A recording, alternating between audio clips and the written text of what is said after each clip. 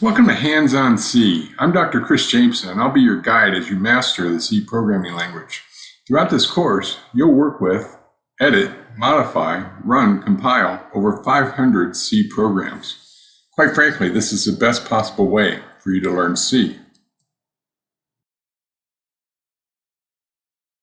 Throughout this course, we'll cover a wide range of topics. We'll start with the basics. You'll learn Hello World.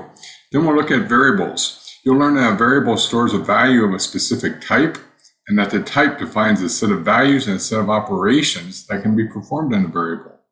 We'll look at C's arithmetic operations, addition, subtraction, multiplication, moduli.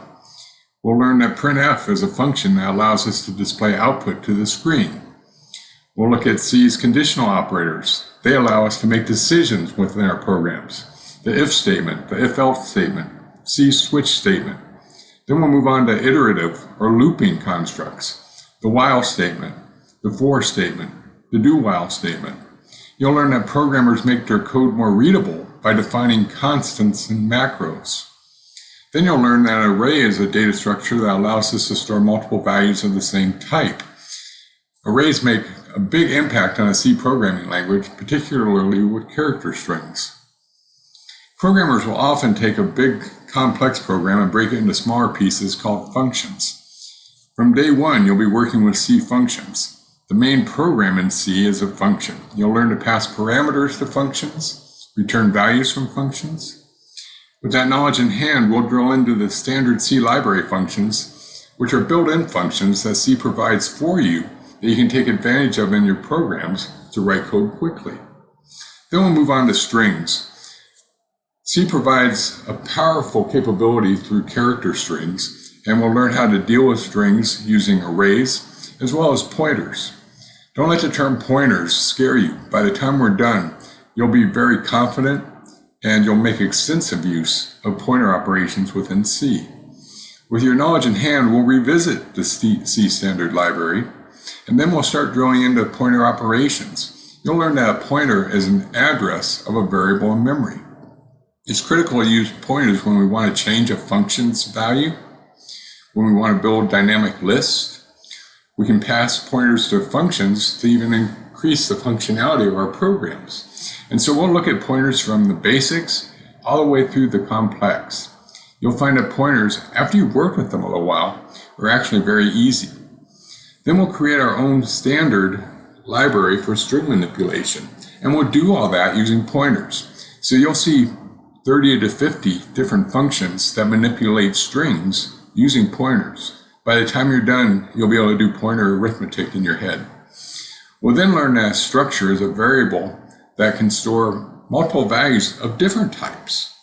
And we use structures throughout our programs to represent things that are close to objects. C is not an object-oriented programming language, but a structure allows us to start laying the groundwork for our future knowledge that we'll need as we study C++ and object-oriented programming. You'll learn that to store data from one user session to the next, C programs make extensive use of files. And so you'll learn to create utility programs such as type and rename and delete and copy.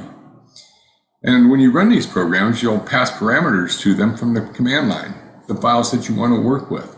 So we'll take a look at how the operating system passes those parameter values to a C program.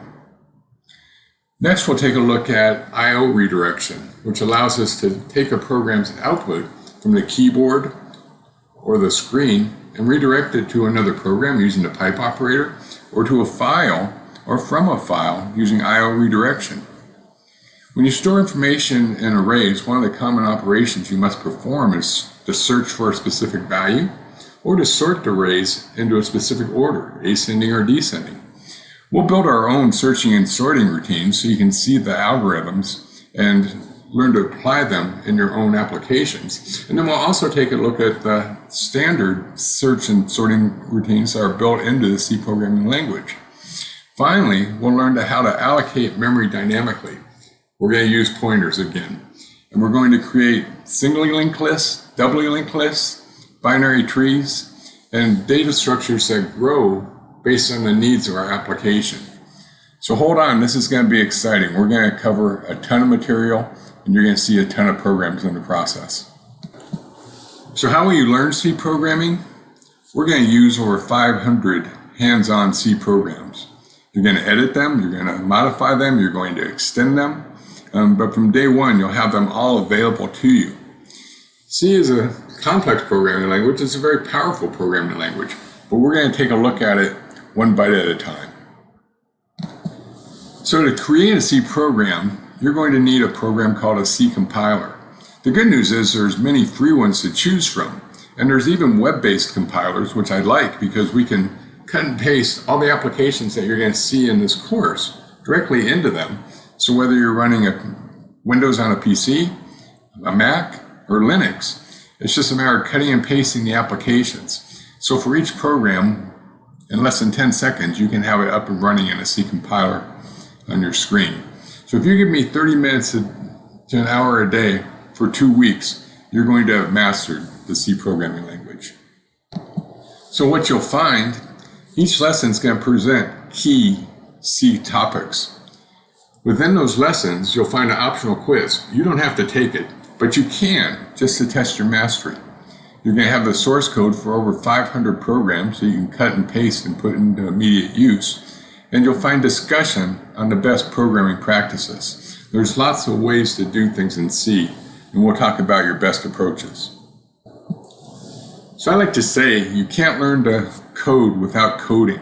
And in this course, you're going to have 500 programs that you're going to code. That's going to get you started. By the time you're done, you're going to have mastered the C programming language. And along the way, we're going to have a lot of fun. So let's get started.